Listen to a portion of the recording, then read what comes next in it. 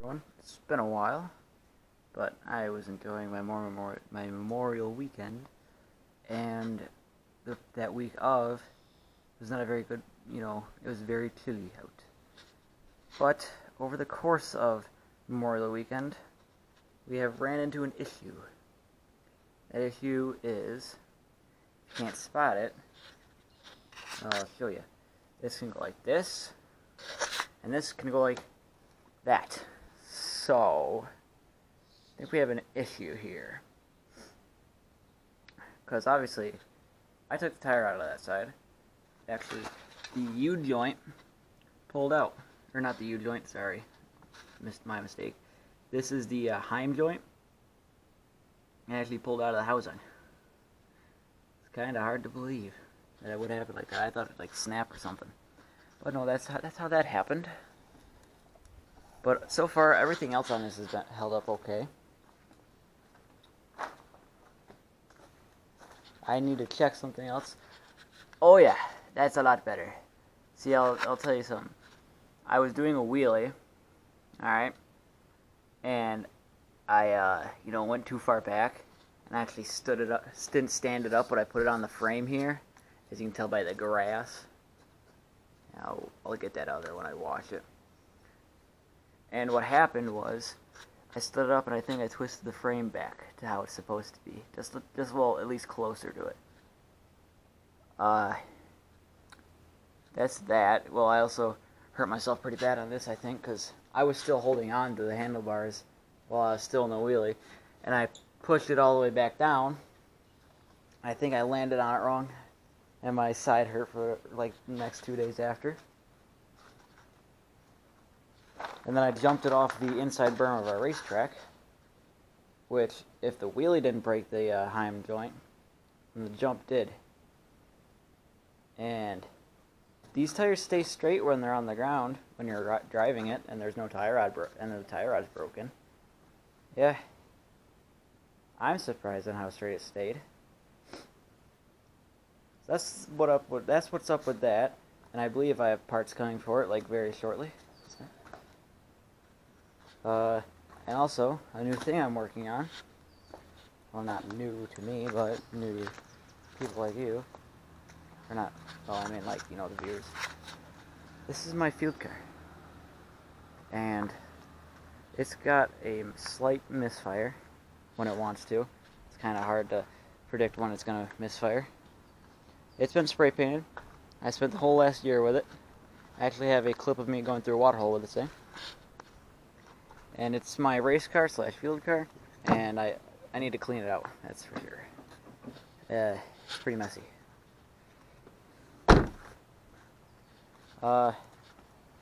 Slightly used and abused, just slightly.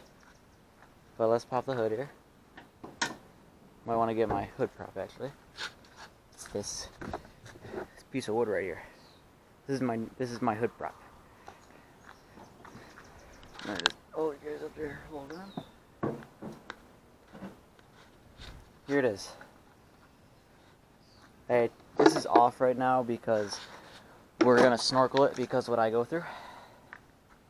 I can actually start it up right now. Oops. So, if we put this on here, the key is stuck to accessory, so it like drains battery pretty quickly, and I can't get it back. Come in here, and it starts just like normally. Then you rev it, slight misfire. Actually, no, not a misfire.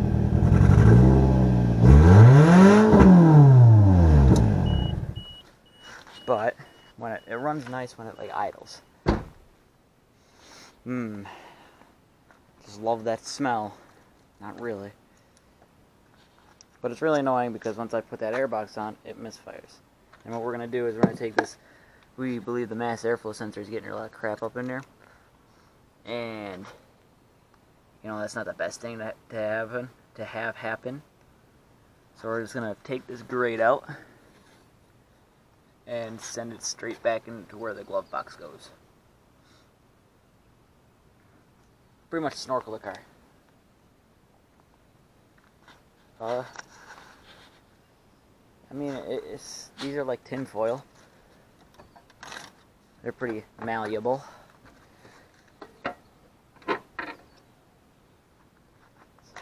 This is my makeshift light that I wired up myself. It works too, which I was surprised at. It's really bright. It's an LED light pod, so. This thing looks like it wouldn't run and have a quarter tank of gas in it, but it does. Yeah, see what I mean by malleable? I can just take it and just bend it.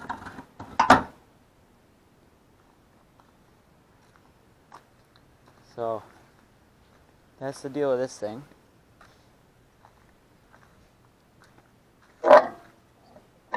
Crunchy.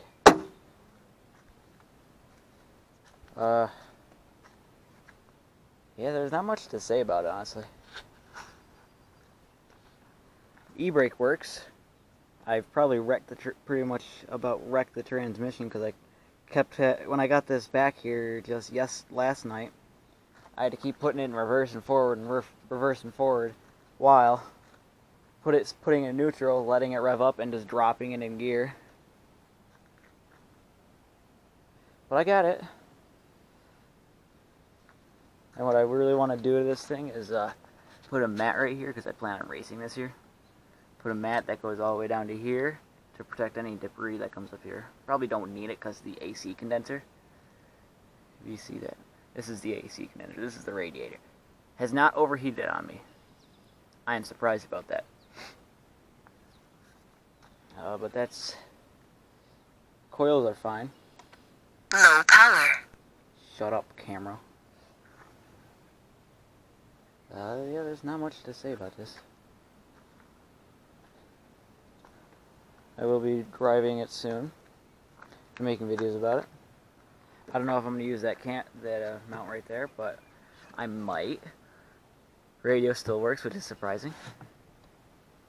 I'm going to take this passenger seat out because I don't ever really plan on riding with passengers. Just another thing to worry about. It's going to be a race car. That's what it's going to be. A race car.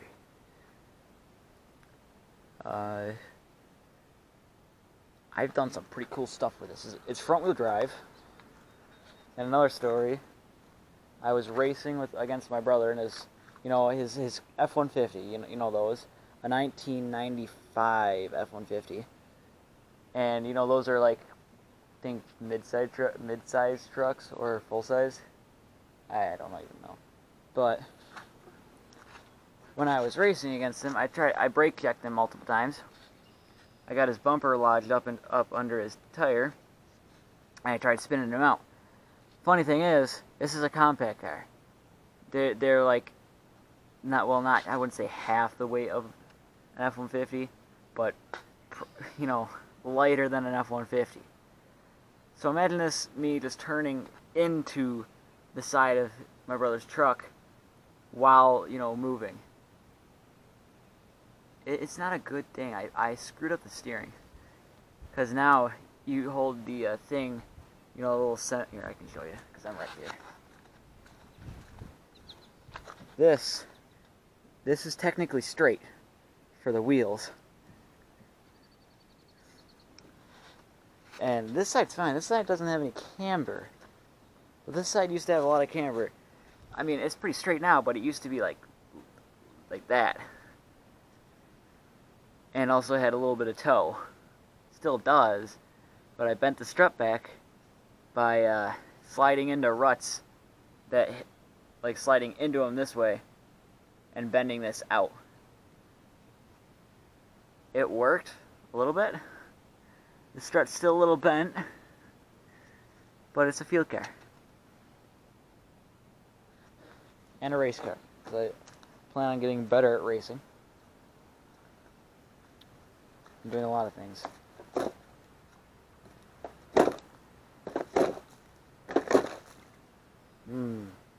Tasty. Yeah, it's a I would say a shit box. If this is what a shit box is. This fell off one time. I don't know how it did. Honestly. Not my fault. Totally. Oh, excuse me. There's not much more that I want to say about this. Suzuki is a good brand, because this has put up with a lot of shit, and it still runs decent. Because this, I haven't sunk the motor, never planned to, but I've had a crap ton of water in it. Like, you know, it's splashed up in the motor. It's not happy. It has every right to be, you know, angry. And I think this motor has been ran out of oil once by the previous owner. And yeah, that's about it. And my original idea for my four-wheeler that I was gonna do did not go to plan, because I was gonna put different A-arms in it, because I have a set right there, but they're actually different. They look like they're different. What do you want to call it? Like the triangle on them is their different size. So I'm not gonna mess with it. I'll probably just replace the bushings and ball joints and wheel bearings. That's about it on that. Nothing else is problematic. I wonder if these can come off. Those are pretty. They got some sticky stuff on there. I gotta say, this thing is reliable though. For being like a two-stroke and all that, it's reliable.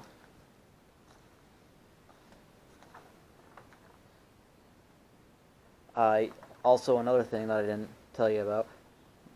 My brother broke this too. He broke it before I broke it. This pull start is new. The cable is new, as it doesn't. I mean, it doesn't look like it, but it is. And my brother, he took it for a ride, and decided to, you know, do what I do: go full bore, all balls to the walls.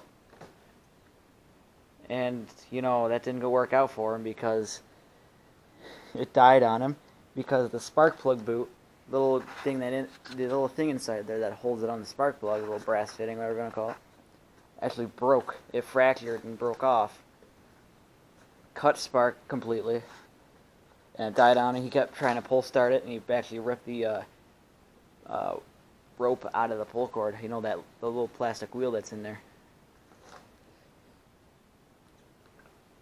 But it's pretty nuts, I would say. I think I'm gonna have to put like a new shim in this thing, or some like grip glue.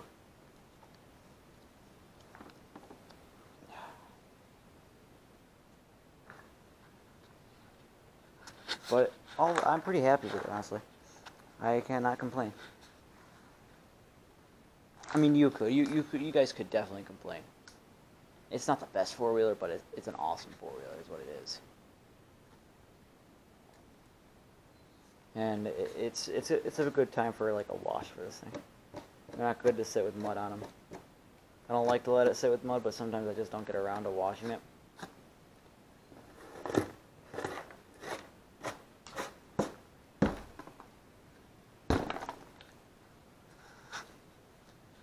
I didn't wash it the weekend of, when I got it muddy, because, you know, it was wet. It was really wet, honestly. We got like 5 inches of rain, maybe. Man, that must have had a lot of mud on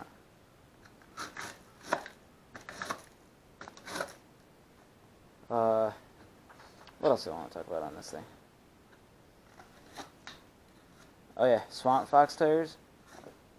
Do recommend them. They are pretty cool, and they work really nicely.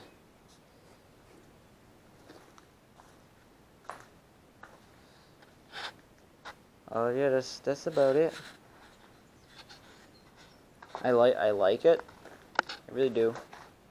But I think I need to buy another one. Another not a 400. I want to buy a 500, and I can't put it modded out. New cam, like a bigger valve duration, all that kind of stuff. Because, like, who doesn't want a cammed four-wheeler. It is so awesome to hear it go through the whoop, whoop, whoop, whoop. It is awesome. Birds pooping on it. What the hell? So not cool. I really want to get this thing out riding again. It is a monster. I'm gonna check under the seat actually, because I wonder if sorry. Not muddy under here. I'm surprised. I mean, there's a little mud up here, but nothing you need to keep your eye out about. Obviously, just don't sink it, but nothing bad. And I probably will have some videos on a YZF 450, because it's that time of year where my brother brings out his dirt bike, and since he's like, everyone camps out back, I believe you saw, there's a video of all the campers out there, and me riding around, but he's got his dirt bike out there. It's a 2013 YZF 450. Thing's awesome. I love it, and I'm gonna plan on doing videos on it. If you know, gas prices aren't stupid, because that thing runs off of 93 octane, which is crazy expensive than what it was like last year. I just don't like the gas prices. It's annoying, because then like I have to limit my the amount of gas I go through with this thing. This thing does go through quite a bit of gas, though.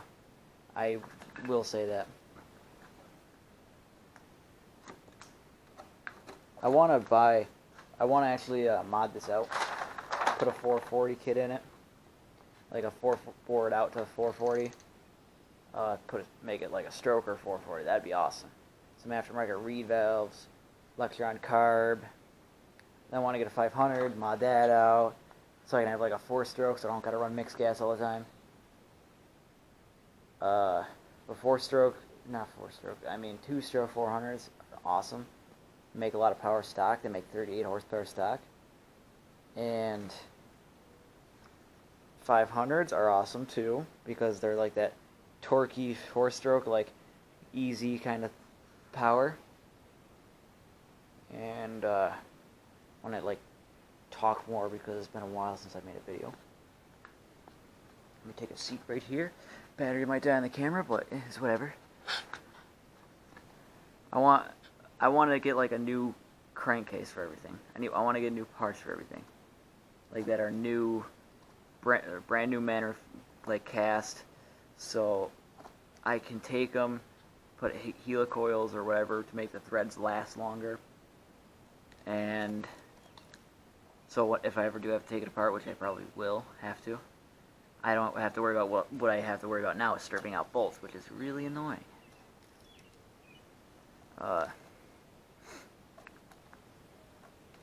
There's a lot I want to do with this thing, but I don't have the money to, because I'm not rolling in fat stacks. It'd be nice, that's for sure. But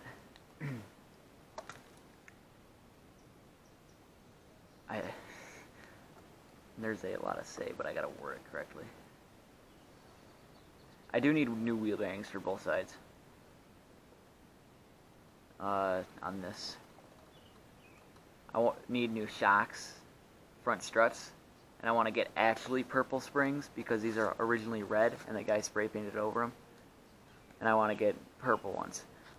Sorry, not like this purple, like a bright purple. This purple I do like, but it wouldn't fit well on these springs. It would fit well on that in the engine, but not the springs. It'd also fit well on the frame too, and the rims.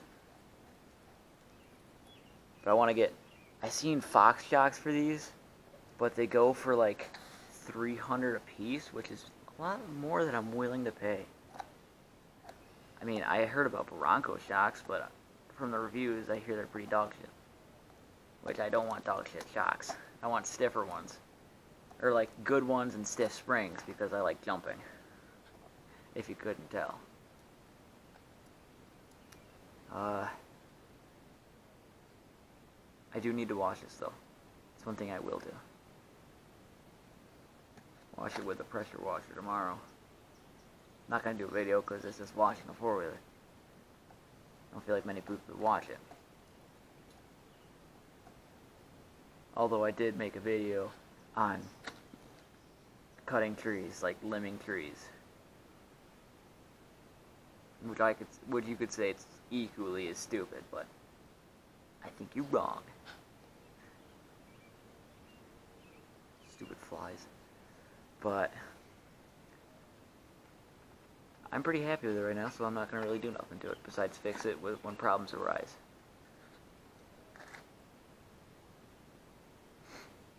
And that's it, really. Hope you enjoyed me just talking for a little bit and telling you where I've been. And I will, just slap this on YouTube. You guys have a great day and enjoy yourself on this lovely, is it June 1st? That is. It's you, 1st of June evening. Enjoy yourself, and goodbye.